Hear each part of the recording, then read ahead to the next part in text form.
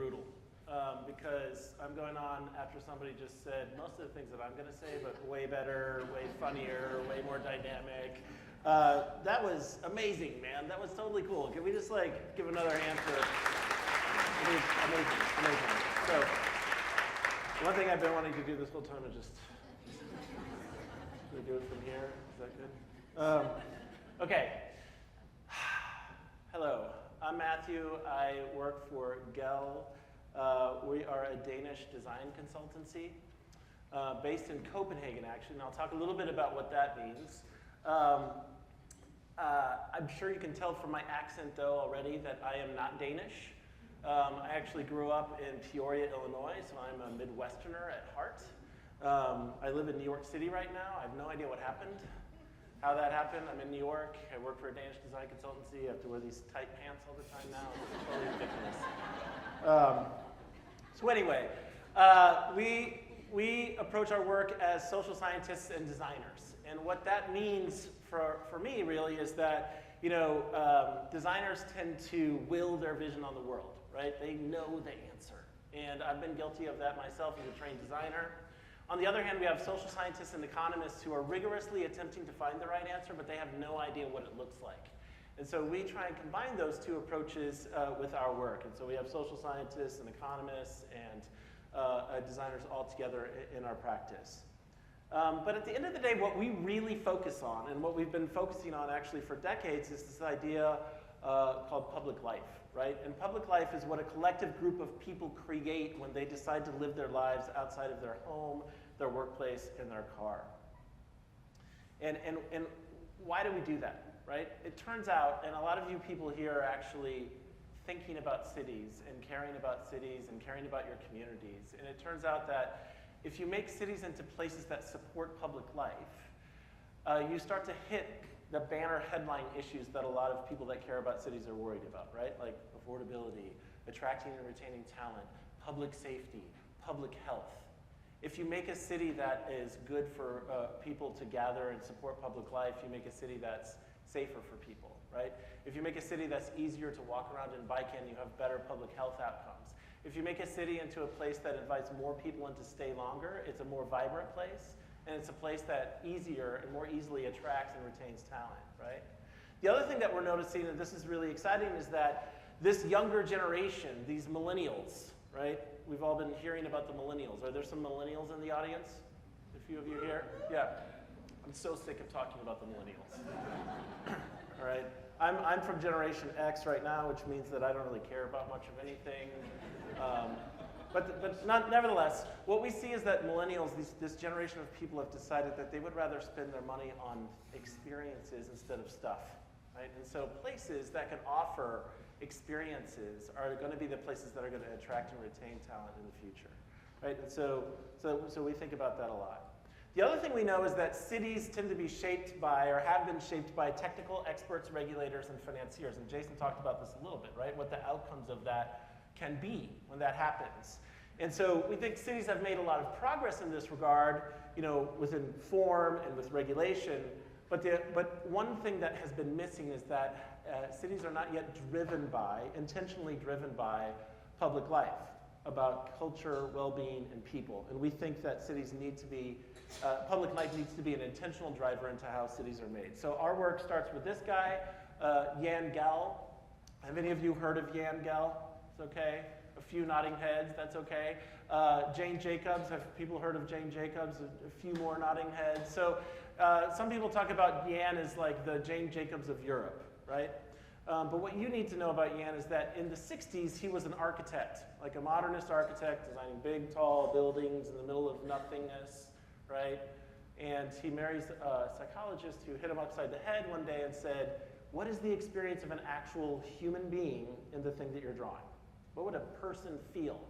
He didn't have a good answer, right? So he took a left turn from the academy at that point and starts visiting the great public spaces in the world and realizes that we happen to know more about the habitat for a Siberian tiger or a mountain gorilla than we actually know about the habitats for human beings, for Homo sapiens.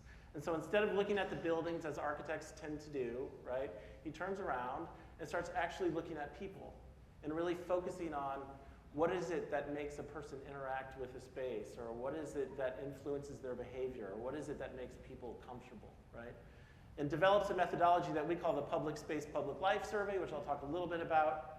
But really, at its simplest, it's just saying, this is what people are doing, this is what's making them comfortable, and this is how we can shape our environment to help people feel more comfortable and better.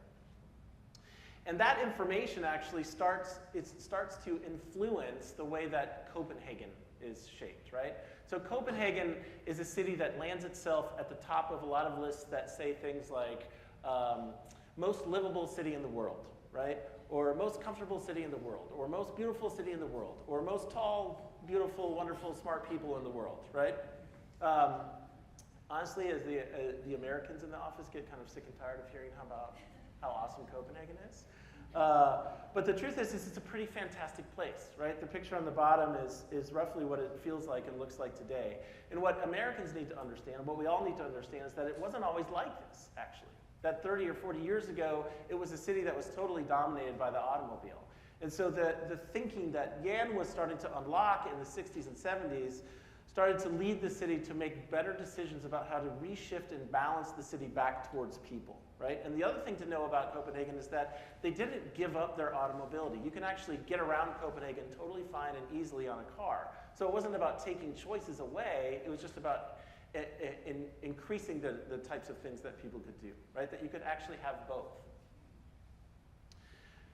From our perspective, though, all of this starts with the human scale, right? We know that cultures are different and climates are different, but we think, despite the differences that we see play out on CNN every day right now, right?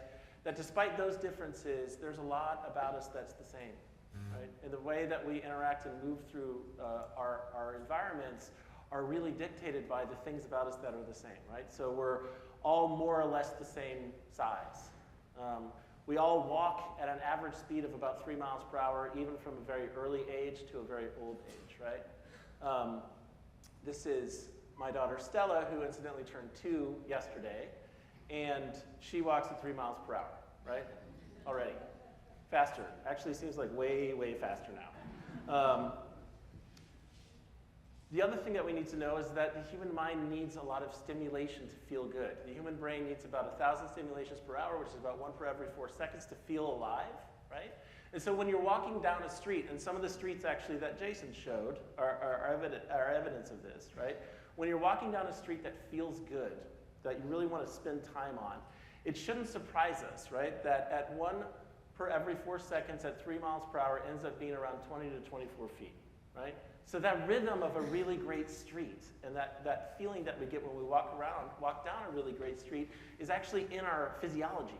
It's in our biology to want to be in those places. And so then when we compare that experience to a totally blank wall, right? And this is the finest stone that money can buy, by the way, right? And you start to see how people interact and walk past a space like this. They'll walk past it faster and think that it takes longer. And that's just because you don't have that rhythm, that richness, that beauty, right? So the other thing that our work is sort of built on is this idea that we are all human. And we engage with the world in ways that we can't always predict, even though we want to always try and make sure we can focus people and do this and determine behavior for people, right? We're ad hoc people, right? We can't always predict what we're going to do.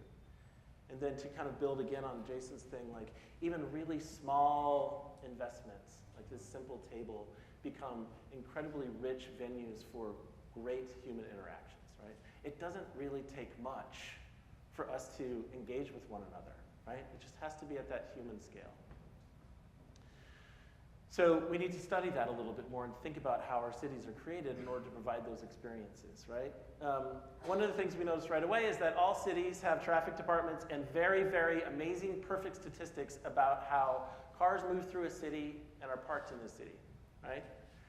And that means that cars are very visible and ever present in the planning outcomes, okay? So the thing about it is when you're designing something or planning for something, the things that you measure are going to, by the very nature of this work, dictate the outcomes of what you're doing. Most cities don't actually track people. They don't actually look at the way that people and pedestrians are using the space. And so not much of the planning actually shows up, right? We don't actually have people-focused planning. So our question is, shouldn't we measure people's activities, happiness, and quality of life? And shouldn't those be the drivers for the things that we're trying to do in cities? Essentially, measure what you care about, right? We measure what we care about. And so our public space, public life methodology is about measuring what you care about. We do it very simply. When in the places that we work, we gather an army of volunteers to come into a district or a street or a neighborhood or an entire city, actually, and we simply observe what's going on. So we say, these are the number of people that are walking. These are the number of people that are cycling. And we want to know who's there, too, right? So we want to see age and gender, right? Is it just a bunch of middle-aged men over there? Creepy, maybe, right? Or are there women and children? We want to understand that. And in addition to measuring what people are doing when they're moving, we also want to see what's happening when people have made the decision to stick around, right? It's really simple. Vibrant cities are places that invite more people in to stay longer. And so if you've decided to stick around, we want to see what's going on. So we'll actually go out, we'll do what we call stationary activity mapping. So it'll be like 2 people over there sitting on a bench. There's 4 people over there that are hanging out. There's 2 people behind me that are making out. There are a couple of people over here waiting for transit. There's 3 people over here, 3 children playing. And we map all of that out so we get a really good understanding from the morning into the evening on a weekday and a weekend what the current condition of public life is in the place. And that helps us later when we start to propose designs. We do route tracing, so we'll actually walk. It's a little creepy, I think. We actually walk and follow people and see how they're moving through a place. We do test walks. We usually get other people to do the route tracing, quite frankly. The other thing that we do is that we really want to make people visible in the planning process. This is super important. Most planning happens when you look at a map, right? And we draw over a map or a satellite image or something like that. And in that context, this person becomes like a dot and is called a pedestrian, right? And even that term, pedestrian, actually abstracts you immediately away from the experience of a person, a human being, right? And so it's really important for this work, for us to do what we do, to get out in the field and experience what it is that we're all experiencing in the world. Because that dot, that pedestrian, might not really feel that bad, but if you're out there experiencing that, it doesn't feel that great, right? And so it changes your perception and your ideas about what you're going to do. And at the end of the day, what we're really trying to do is learn how people actually behave instead of how we think they behave. There is so much of this world that is designed, predicated on an assumption about how people behave, right, instead of knowing how they actually behave. And so super important for that to happen. All that quantitative stuff then gets combined with a public space quality assessment, and I'll go into a little bit more detail on that in a minute. Actually, I'll do it right now. There's 12 we've boiled down like hundreds and hundreds of ways to think about public space quality into 12 areas. The thing that you all need to know is that you're all experts, actually, at assessing public space quality, right?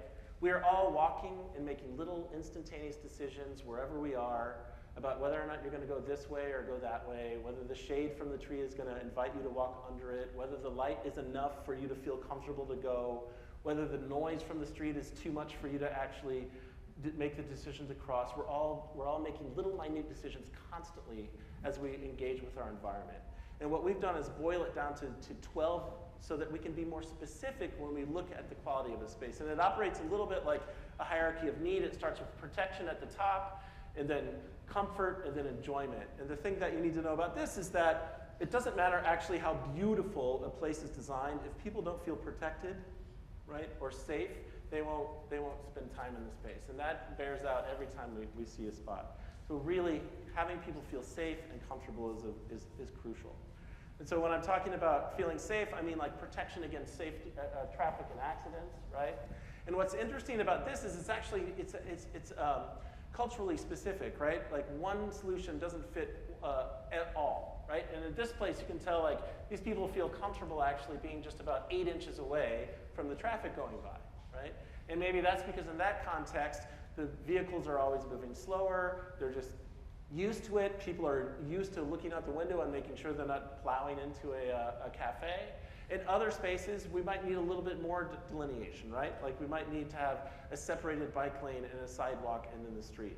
It doesn't really matter as long as it's the thing that works in the place that we're working to make people feel safe and comfortable. Feeling secure, protection against crime and violence, having adequate lighting. We're working a lot in West Palm Beach, and this shot just kills me, right? This idea that, they're asking questions like, how come we can't get people to go from this place to that place? And it's because you're asking people, humans, right, to go out into the great beyond, essentially, even though it's the destination they're trying to get people to is literally like 1.5 minutes away. And you're pushing against human nature when you're asking people to make that connection, right? It really matters. It really matters. Microclimate. Lots of people forget about this, right? We've all been in these big, grandly designed public spaces that are totally windswept, and we're like, why the hell am I here? I don't want to be here at all anymore, right? And it's because they haven't been designed to be comfortable for you, right? So we need to be thoughtful about that. Provide the ability to walk freely and comfortably, to walk with adequate space, without obstructions, without overpasses and stairs. Give people the opportunity to sit or stand. This can be informal like this. You could be a little bit more formal. Invite people to be creative with their seating. Provide people invitations to relax, invitations to look and to watch one another, to hear and to talk. This is a cautionary tale, right? There is a design team that spent late nights agonizing over every turn and curve of this bench. And they have paint chip samples on the wall, like yellow, yellow, yellow, yellow, yellow, orange, maybe it's red, and they agonized over the decision to paint it yellow, and it's all for naught, right? Because no one would ever want to sit on that bench. Why would you sit there? There's nothing interesting to see or do. And you could take a total crap bench and put it in a really wonderful spot, and people will sit there all day long, right? So this is just to note that let's not get distracted by the objects and forget the purpose for which we're doing this stuff, right? This happens all the time. Provide invitations for play and activity. So how does this kind of come together, right? So these are two streets in Copenhagen. The one on the left, well, let's say this, they both have the same number of people going by through the day. We measured them, right? 8,000 pedestrians a day go through these places. The one on the left, they've got people apparently liked the material selection and they felt safe from traffic, but that was it, not very high quality. The one on the right, off the charts in quality, right? And then when you look and see how many people are actually there, you find that at any given point in time, on the one on the left, there's only 19 people staying, and on the one on the right, there's like 260 people, right? When we look at the pictures, it's totally intuitive, right? We're all going, yeah, I would way rather be in this space than that space. But it's super helpful for us to be more specific about why, right? We need to really understand and be specific about why that's happening. It helps us, doing this analysis helps us to do impact assessment. So this is the whole thing about assumption versus actual knowledge of a place. These are two squares in Pittsburgh. One is Mellon Square and the other is Market Square. Mellon Square recently won an award, right? The design community bestowed upon this square an award for its the historic preservation of a modern design space. Great.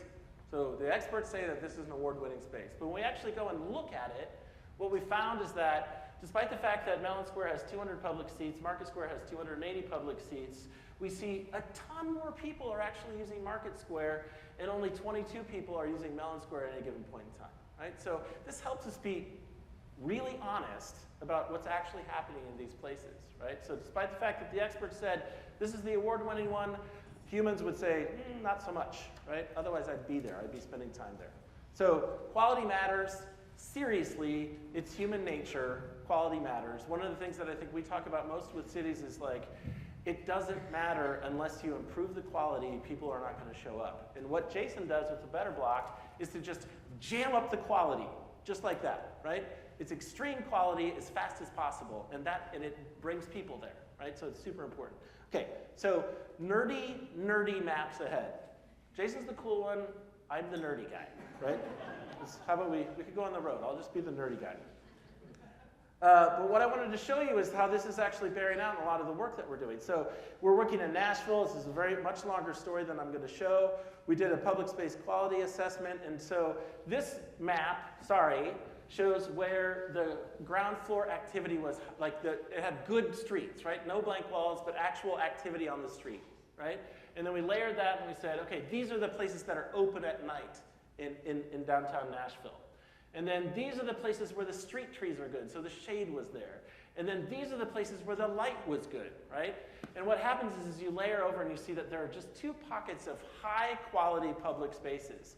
And when you do the public life assessment and show where people actually are, it tracks almost exactly to those spots, right? So people totally gravitated to the places of high quality.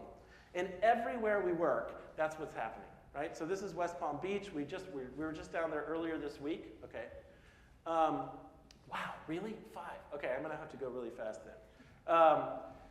Same exact thing. In Akron, we found the same exact thing. People go to the places of quality. They do not want to go places where it's not of a high quality. And that's because we're drawn to environments that make us feel comfortable. Watching others is what we want to do. People beget people, right? More people brings more people, right? So those of you that are working in cities and you're trying to protect your cities from homeless people, just remember that you're protecting your cities from all people there, right? You need to figure out a way to invite more people. Okay, so what this work does is it helps us create a thing called a public space, public life framework, right? So the tactical stuff is great and super important. We do tactical stuff, I support tactical stuff. But sometimes what happens, if you don't have a really good understanding of the network of public spaces in a place and how they interact with one another, that investment in energy can be deployed in the wrong spot, right? And it's super tragic to see, oh, look at all that amazing energy that was put into this thing. If it had only been 2 blocks over this way, it would have really had a kick. Right? So a lot of our work is about giving you that strategic overview and understanding of your network so that the really cool and sexy investments can go in the places where they can achieve the most success. And we advocate for an idea that we call measure, test, refine, which is about experimenting, doing things fast and quickly, but measuring what happens and refining from those measurements. So like Jason said, this is not a silver bullet strategy, right? We're not looking to come in and say you should do a $200 million thing that's going to save the world, right? It's lots and lots of quick iterative moves. I love this quote. So we actually use this quote a lot, and then we found this mural in West Palm Beach. But the idea here is that anyone who has never made a mistake has never tried anything new. And that's really important for cities to hear because cities are actually set up, unfortunately, with the expectation that the things that they do have to be perfect and permanent right out of the gate. And anybody that's set up to do that is going to be nervous to try anything, right? And so the way that we work is to say, let's try some stuff, let's agree on what success looks like, and then if we don't achieve that success, let's pull back and try again before we spend $50 million, right? And our classic example of that work for us is the work that we did around Times Square. So Bloomberg had us come in and look at a lot of places in New York City, Broadway from 59th all the way down to Union Square. What I want us to focus on here is don't get washed away by the scale of Times Square. Let's just think about the process because that's what's important. But what we found is that 89% of the space in Times Square, right, was given to automobiles. And 90% of the people at any given point in time in Times Square were on foot. Okay? So the entire space was totally flipped, right? And so what this allowed us to do, this data, what it allowed us to do is come into Bloomberg and say, there's no square in Times Square.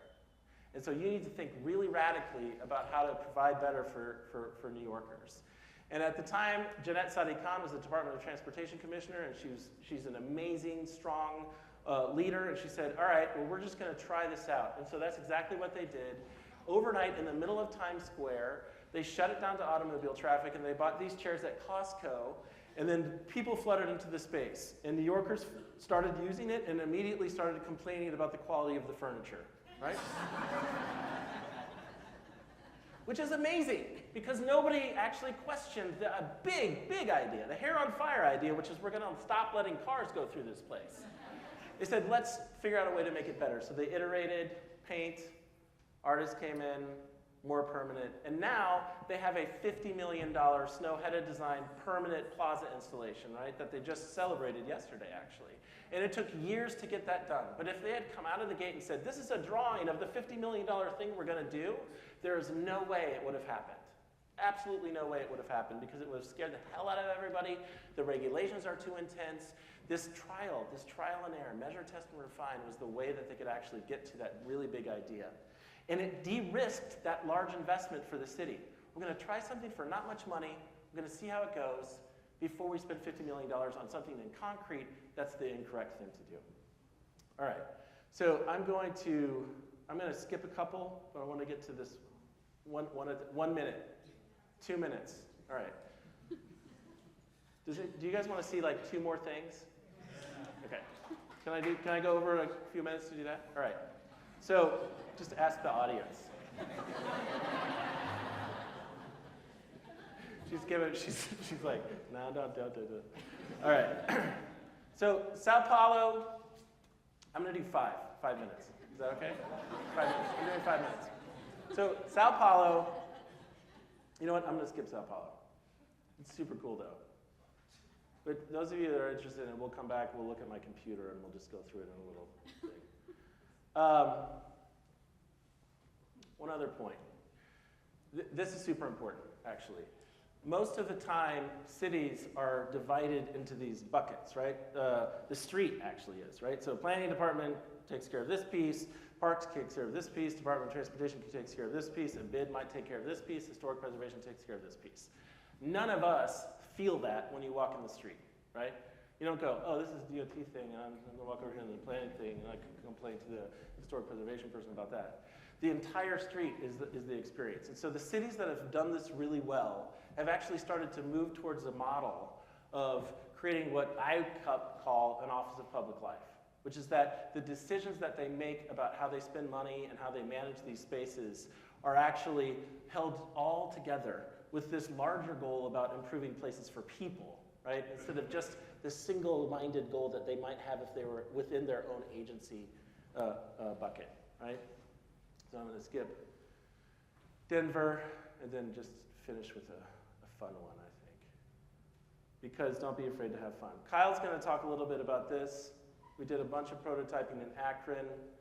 Akron's Main Street is amazing, but they don't have many people there yet. They come for the events, but they don't come for the daily activities. And so just as an example of trying something out and then measuring it to see if it's working, Akron did these amazing quick prototypes along Main Street. And what we saw is that by measuring before, we knew that at lunchtime there was really only like 3 people on the street, right? And then measuring after they installed these cool chairs and there's all these other things that you'll probably talk about later, we saw a real increase, about 40 people, right? And then they went from 10 after work to 23 people. And then not only did they increase the number of people there, they increased the number of activities that those people were doing, right? So it wasn't just standing around, it was standing around, children playing. We saw children playing, right? So as soon as you start to see all these little things kind of pop up and you increase the diversity of activities, that's when you can go back to your civic leaders and say, this is working, we should keep doing it, right? So that's why it's super important to measure it. They also have this crazy thing called Lose Your Marble, which is literally that. They went and got a giant marble and decided that they were going to get folks to come out and help them roll it around. As whimsical as you can be, right? So I'm going to land on this one. This is a project that we did in Lexington. Who here's been to Lexington, Kentucky? Does anybody here like horse racing? All right, cool. So there is a park there in Lexington. We did a full citywide thing in Lexington, but we focused a little bit on this park. It's called Thoroughbred Park. If you watch ESPN when they have a horse race nearby, this is where they zoom out and you see this park and these horses. It's really iconic. They have a water feature there, and it's not for people to be in, even though it looks like the most delicious invitation, especially if you're a kid, that you could possibly want to join, right? And so the folks that designed the park and paid for the park didn't want kids in there, so they put this sign up. But of course, kids are always in there. I mean, look at that. That's like the most delicious thing you could possibly imagine. It's like 100 degrees there in the summer. Like, of course they're going to be in there, right? So we said, look, you guys have this amazing condition where you've got a park up here. This is the Let's Test Here thing. There's a playground that no kid is ever at. They're never there, right? And like 200 feet away, there's this splash park, right, which they're not allowed to be in. So you have a latent demand for water play. So let's see if we can fix that, right? And so the idea is to pop up a splash pad to try and accomplish a couple things. Can we just make it more comfortable to get across the street there? Just put some crosswalks in. But also, can we see if, by doing this, can we draw the children to a better invitation than the invitation that they're currently being offered, right? And the other thing that was interesting about this is that there are 3 different neighborhoods around this spot.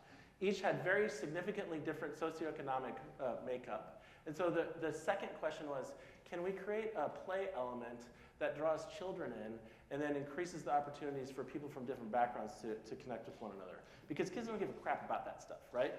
And so if we can get them to come with their parents, maybe there's something interesting there. And so this is notice the playground, nobody's in it, and then the beautiful grass lawn, and then this is after the splash pad went in, right? And it was supposed to go in for 6 weeks. It went for like 2.5, it basically went as long as this thing would hold together. It was like buckling apart by the time we took it away. And it was amazingly successful. We called it Splash Jam. I didn't come up with that name. So invitations work better than rules. That's the first thing that we proved, right? So the rule didn't work, but a better, stronger invitation in the splash pad was the thing that actually worked. And so we saw the number of kids at Thoroughbred Park went down, and then we saw a huge spike in the number of kids at Northeastern Park in the splash pad. We saw more people stay longer than went there. We saw people that hardly ever visited started visiting daily or weekly. And so this is the nerdy stuff. I know it's nerdy, but it's the stuff that you can use to go to your politicians and say, that $80,000 investment paid off, right? And so let's keep doing it. So you got to measure, test, and refine. Okay, so that was it. Sorry, I went way over. What kind of life do you want to invite to?